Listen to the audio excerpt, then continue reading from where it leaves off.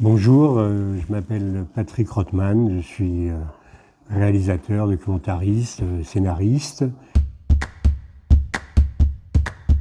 On est ici au lycée d'Enghien, où j'ai été moi-même élève il y a un demi-siècle.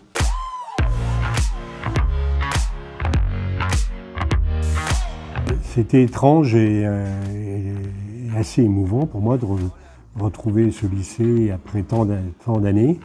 Et en fait, j'étais assez surpris de voir à quel point extérieurement il avait peu changé. C'était assez étrange, oui, de retourner en enfance. La rencontre avec les élèves était intéressante et stimulante parce qu'ils ont posé beaucoup de questions. Et souvent des questions très pertinentes, très intéressantes, qui nous ont permis de développer un certain nombre de points sur la manière de faire ce métier, sur le rapport à l'image, ce que dit l'image, sur comment on fait un film, comment on le construit, comment on l'imagine, etc. Enfin, toutes les questions qui visiblement les intéressaient beaucoup. Moi, je suis extrêmement attentif, c'est le rythme d'un film. C'est un rythme, je fais les documentaires comme des fictions, avec des personnages. Et donc il y a des moments forts, il y a des moments plus de distance. Et donc il faut avoir un rythme. Et quand je revois tout le film, à la fin du montage, tout ce qui, à mon avis, ralentit ce rythme, hop, je coupe.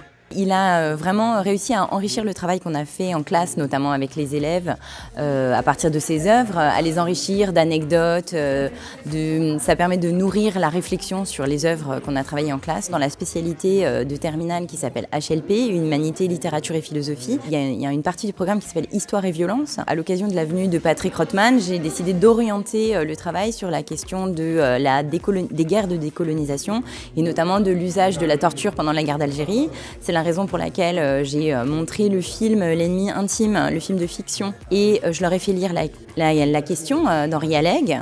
Et on va travailler là maintenant notamment sur la torture et puis ensuite élargir la question sur la banalité du mal, le concept d'Hannah Arendt et la question de que pose ce concept même. On a commencé à travailler sur ça à partir de l'œuvre de Patrick Rothman. Ça permet d'orienter des projets de travail pour les professeurs et que je pense que le travail à partir de projets incarnés, c'est toujours un travail qui porte ses fruits auprès des élèves.